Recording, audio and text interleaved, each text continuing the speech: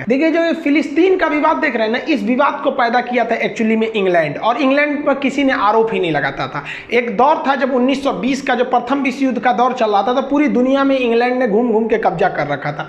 उसी समय इसने इंडिया पाकिस्तान वगैरह पे भी कब्जा किया था। अब ये वाला जो रीजन है ये आपका फिलिस्तीन वाला एरिया, और यहाँ पहले एक देश था फिलिस्तीन, और ये फिलिस्तीन आता था ऑटोमन एम्पायर के अंतर्गत। यहाँ अगर आप देखेंगे तो ये पूरा जो एरिया दिख रहा है ये ऑटोमन एम्पायर का था, ऑटोमन साम्राज्य का।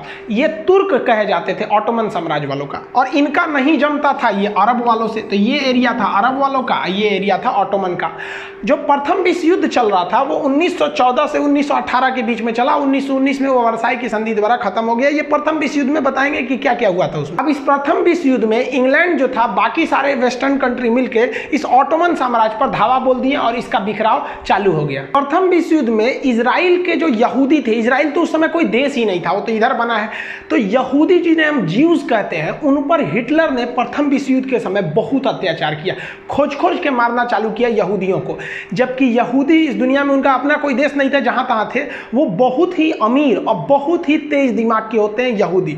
तो इंग्लैंड ने दिमाग लगाया कि क्यों ना हम इस ऑटोमन साम्राज्य को बर्बाद करके और वहां एक नया देश बसा दें यहूदियों के लिए। तो इसने क्या किया, यहूदियों का मसीहा बनने के लिए, यहूदियों का समर्थन पाने के लिए, उनका दिमाग, उनकी टेक्नोलॉजी, उनके पैसा का उपयोग करने के लिए इंग्लैंड ने क्या किया, 1917 में बेलफोर डिक्लेरेशन कर दिया। ये घोषणा किया कि भाई हमारे हिसाब से ना जो ये मिडिल ईस्ट का एरिया है, यानी मिडिल ईस्ट मतलब एशिया के पश्चिम वाला जो एरिया है, तो उस एरिया को क्या किया जाए, वहां पर जब तुर्की का विभाजन कर दिया जाएगा तो वहां पर एक देश बनाया जाएगा, उसका नाम रहेगा इजराइल। फिलिस्तीन को हटा के क्या बना देगा, इजराइल बना देगा, जहां यहूदियों के लिए रहने का जगह हो। इससे क्या हुआ कि यहूदी जितने थे वो यहूदी इंग्लैंड के फेवर में चले गए, उनको पैसा, टेक्नोलॉजी सब मिलने लगा। लेकिन इंग्लैंड ये देने वाला नहीं था। ये 17 में घोषणा किया यहूदियों से कि हम ज्यूज से कि हम तुम्हें देंगे। यहूदी और ज्यूज एक ही चीज है, इंग्लिश हिंदी का अंतर है। अब उससे एक साल पहले 1916 में इंग्लैंड ने इससे फ्रांस से घोषणा किया था कि भाई हम लोग जब ये प्रथम विश्व युद्ध जीतेंगे ना तो बराबर बराबर बांट लेंगे, तुम ले लेना फिलिस्तीन। यहाँ इनसे कह रहा है फिलिस्तीन तुम लेना रहा। अब बेलफोर डिक्लेरेशन में कहा कि फिलिस्तीन हम इजराइल को दे देंगे। और 1916 में फ्रांस को कहने से पहले एक साल पहले 1915 में मक्का यानी अरब के राजा के कह दिया था कि हम आप हमारा साथ दीजिए प्रथम विश्व युद्ध में, फिलिस्तीन हम आपको दे देंगे। देखिए 3 जगह बोल दिया कि हम आपको देंगे, इसका मतलब ये किसी को देने वाला नहीं है। यहूदियों का साथ मिलने के बाद और इधर से मक्का के राजा का जो यहाँ से साथ मिल गया, मक्का के राजा को लग रहा था कि फिलिस्तीन हमको देगा, यहूदियों को लग रहा था फिलिस्तीन हमको देगा, फ्रांस को लग रहा था फिलिस्तीन हमको देगा। इनका साथ मिलने के बाद 1918 के बाद ये जब युद्ध जीता गया तो 1920 का जब वक्त आया तो ये तुर्की का विभाजन कर दिया गया, बांट लिया सब ये ऑटोमन साम्राज्य को। उधर फ्रांस ले गया, कुछ ये ले गया, कुछ ये ले गया। 1920 तक में इन लोगों ने क्या कर लिया था, इसे बांट लिया था। आप देखेंगे ये एरिया बांट लिया, जैसे मन देख रहे हैं लग रहा है जैसे केक काटा हुआ है, एकदम बढ़िया से काट कूट के लेके चला गया। अब इसमें ये वाला एरिया आ जाता है फिलिस्तीन वाला। अब लोगों को लग रहा था कि फिलिस्तीन भाई अब किसको मिलने वाला है। तब तक 1920 में गठन हो गया लीग ऑफ नेशन का। अब ये लीग ऑफ नेशन उठा ना तो 1920 में कह दिया कि देखिए फिलिस्तीन एक डिस्प्यूटेड एरिया है, अब हम किसको किसको देंगे, उससे अच्छा हम ये इंग्लैंड को दे देते हैं। ये उठा के सौंप दिया, ब्रिटेन को दे दिया 1922 में। अब ब्रिटेन के लोग सब पूछने लगे फ्रांस हमको दो, सऊदी अरब करा हमको दो, यहूदी हमको दो।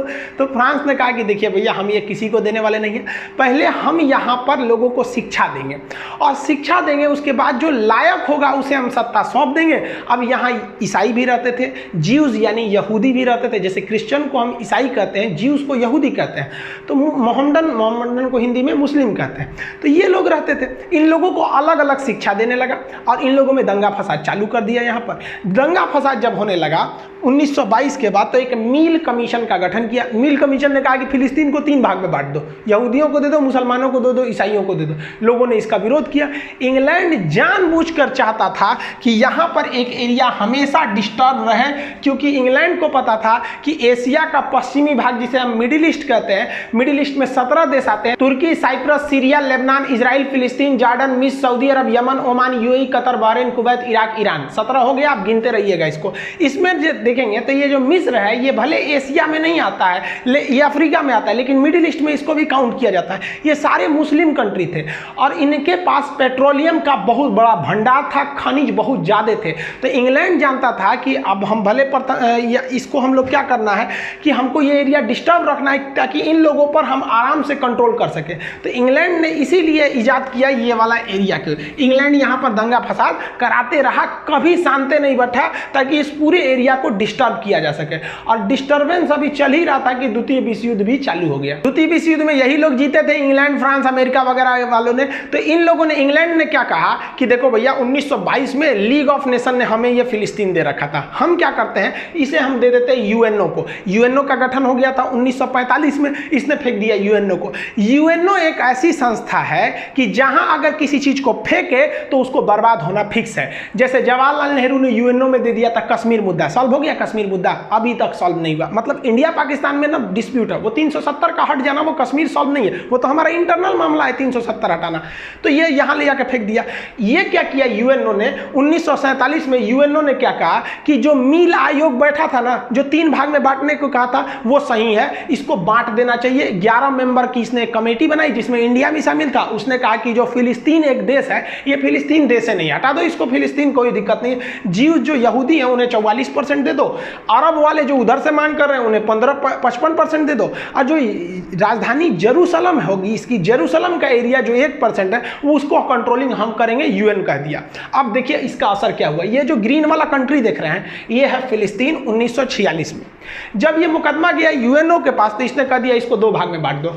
भाई साहब ऊपर जो व्हाइट वाला एरिया है उसने कह दिया इसको इजराइल बना दो, नीचे भी व्हाइट वाला। जानबूझ के छोटा ऐसा नक्शा बनाया कि जिंदगी भर बवाल होते रहे। ऐसा नक्शा कभी पॉसिबल ही नहीं। और जो पूरा देश जिस फिलिस्तीनियों का था उसको थोड़ा सा इधर दे दिया, थोड़ा सा इधर दे दिया, जानबूझ के ऐसा दिया कि लोग मरा जाएंगे, क्योंकि इजराइल वाले बहुत शक्तिशाली थे।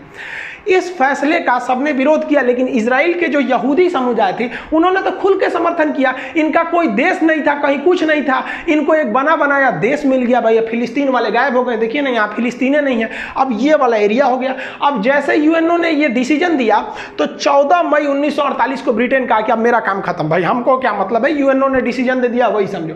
और 14 मई 1948 को ब्रिटेन वहां से चला आया, अपनी सेना वना बुला लिया वापस वहां पे।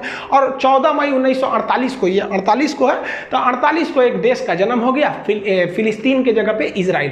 तो जो अभी आप इजराइल देख रहे हैं ना, वो रियली में कोई देश नहीं था, वो एक कब्जाया हुआ है। अब मेन इशू क्या है कि देखिए यूएन ने भी अपने हिसाब से कुछ कंप्रोमाइज करने के लिए डिसीजन दिया था कि भाई दोनों लोग को बांटा था, लेकिन विवाद कैसे हो गया समझिए। ब्रिटेन के इशारे पे जैसे यूएन ने 44% वाला एरिया जैसे ही इजराइल को दिया, कहा कि भाई ग्रीन वाला जो है वो फिलिस्तीन हो जाएगा, मतलब अरब वाला का कंट्रोल रहेगा, अब बाकी का एरिया जो है वो इजराइल का हो जाएगा। अब इजराइल को ये लोग अपना दुश्मन मानते थे, तो इन लोग का एक धार्मिक भी इन लोग से विरोध है, और यहूदी को यहाँ ले आके बसा दिए अरब के गोद में। तो अरब वाले पूरे भड़क गए सर कि भाई साहब आपने कैसे दे दिया उसको, टोटल एरिया 14,000 किलोमीटर स्क्वायर दे दिया, यानी 44% एरिया क्यों दिए। तो अरब वाले भड़क गए यहाँ पर। अब इसमें क्या था कि एक बीच का ये एरिया था जिसका नाम था जेरूसलम। अब ये जेरूसलम 3 देशों का पवित्र, 3 धर्मों का पवित्र स्थल है। जेरूसलम के बैतलहम में ईसा मसीह पैदा हुए थे, वहीं पे ज्यूज लोग को बसा दिया कि भाई तुम्हारी धार्मिक मान्यता यही है, क्योंकि यहाँ पर एक वेस्टर्न वॉल है जिसे वेलिंग वॉल कहते हैं। ये माना जाता है कि यहूदियों का सबसे पुराना पूजा स्थल ये है। ये पूछता भी है कि वेलिंग वॉल या वेस्टर्न वॉल कहाँ है, तो जेरूसलम में है। और मुसलमानों की भी आस्था है कि अल-अक्सा मस्जिद जो है, जहाँ से मोहम्मद साहब ने स्वर्ग का रास्ता बताया कि मतलब उपदेश वगैरह दिया वहाँ से, वो भी वही है। तो ये जेरूसलम जो 3 देशों का पवित्र स्थल है, इसको यूएनओ ने अपने कब्जा में ले लिया। लेकिन इस तरह से यूएनओ कब्जा किया कि बाहर का एरिया को इस तरह से, मतलब वो डिजाइन नहीं किया था कि इजराइल इन पर फिर से आके कब्जा करेगा। इसका विरोध करने के लिए अगल बगल के जितने अरब देश थे उन्होंने हमला कर दिया इजराइल के ऊपर। अभी इजराइल नया नया बना ही है और 6 देश वालों ने इस पर हमला कर दिया। चारों ओर से अरब देश वालों ने मिलकर 6 देशों ने इस इजराइल पर हमला कर दिया कि तुमको तो हम पूरी तरह से बर्बादे कर देंगे। लेकिन यहां समझिए, इजराइल के सामने समस्या थी करो या मरो, क्योंकि अभी द्वितीय विश्व युद्ध में हिटलर ने बड़ी बुरी तरह मारा था, इसलिए यहूदी 100% एफर्ट से लड़े सब, उनके पास पैसा था, टेक्नोलॉजी थी, और ये सेंटिमेंट था कि भाई साहब अगर यहां से उजड़े तो फिर दुनिया में कहीं नहीं बसेंगे। और मुसलमानों के लिए एक ये प्रेशर नहीं था कि भाई साहब यहां से उजड़े, इनके पास तो अपना देश था, तो ये 100% नहीं लड़ पाए। और इनके पास टेक्नोलॉजी भी नहीं थी उतनी उस वक्त के समय में। आज ना पेट्रोल और सोना निकल गया तो पैसे वाले हो गए, उस समय नहीं था। हुआ क्या कि ये इजराइल जो अभी नया नया बन ही रहा था, 1948 की बात है जब हम लोग को आज़ादी मिली थी, उस वक्त लगभग 1 साल की बात है, ये अकेले इजराइल जो था इन 6 देशों को हरा दिया। और हराया नहीं, हराने के साथ साथ वो अपने एरिया जो 44% था उसको और कब्जा के 80% कर लिया, अगल बगल का और एरिया कब्जा कर लिया, धीरे धीरे लगभग 70 से 80% वाला एरिया कब्जा करके अपने टोटल एरिया को कर लिया 34,600 किलोमीटर स्क्वायर। और आज भी दुनिया का एकमात्र देश है इजराइल जिसने ये कहा है कि मेरी देश की सीमा अभी फिक्स नहीं है, अभी ये बढ़ रही है। सोचिए, अब अगल बगल कर ही रहा है। इसका एक ट्रिक भी होता है कि इजराइल की सीमा कितने देशों से लगती है।